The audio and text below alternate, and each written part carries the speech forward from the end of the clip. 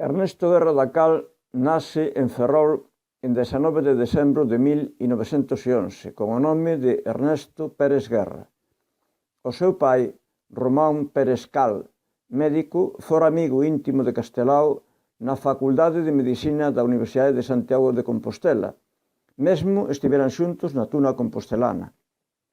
A súa mai, Laura Guerra Taboada, fora amiga íntima de Virxinia Pereira, muller de Castelao. Cando Ernesto tiña apenas 7 meses, morreulle o pai.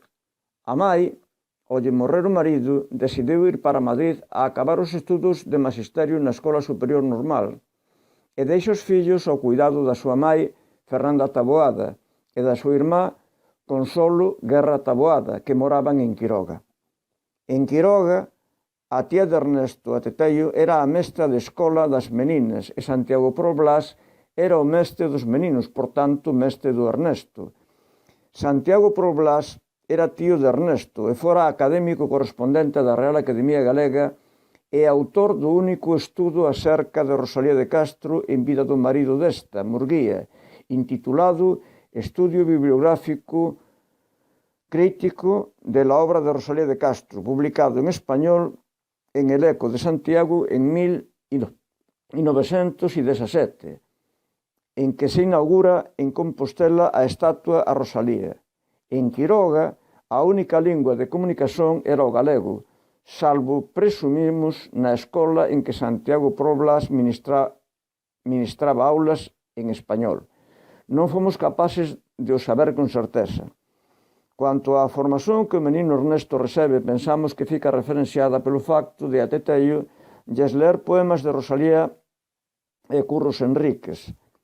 Ramón Martínez López define a Rosalía de Castro como a poeta da Galiza e que en Rosalía estaba toda a rebelión e as aspiracións da Galiza. Quanto a Curros Enríquez, pode ser dito que con 17 anos participou en Madrid na insurreición de setembro de 1868 que derrocou Isabel II. A súa popularidade, o amor do pobo galego por ele, parece determinado pelas disque 40.000 persoas que asistiran ao seu enterro en A Coruña e no monumento levantado na súa memoria na dita cidade. A formación en galeguidade ou en galego-portuguesidade continuou en Madrid, no exilio madrileno, como Ernesto Guerra da Cal deixou escrito, onde en 1923, Ernesto ten 11 anos, compran os dous irmãos en Cuesta Mollano o libro El idioma gallego, súa antigüedade e vida, publicado en español por Antonio de la Iglesia. Ernesto Guerra da Cal contao en carta a Teresa López Fernández. Escreve Ernesto: fora de Rosalía e Curros, que desde a infancia nos tiñan sido lidos por nosa tía Consolo, a Teteio, a quen dediquei Lúa de Arenmar, esta antoloxía era o primeiro texto escrito galego que nos viña ás maos. Devorámola. E aí foi o meu primeiro contacto con algúns dos trovadores dos cancioneiros medievais, Xoán Zorro, Xoán Airas de Santiago, Pai Gómez Chariño, Pero Meogo, Bolseiro, Mendiño, Códax e todos os outros que lá aparecen, con a nosa secular ortografía, acrescentamos nós. Após esta descoberta, na biblioteca do Instituto General e Técnico de San Isidro en Madrid, en que eran alumnos os dous irmãos, encontran o Cancioneiro da Vaticana de Teófilo Braga, o Cancioneiro da Axuda de Carolina Micaelis de Vasconcelos e aínda as Cantigas de Santa María de Afonso o Sabio. Poucos anos máis tarde, en 1929, Ernesto ten 17 anos, compran en Cuesta Mollano a edición das Cantigas de Amigo de Xosé Xoaquín Núñez, cuxos 3 volumes, escreve Ernesto, me permitiran trabar convivio continuado e doméstico con ese treasure house da lírica amatoria medieval europea.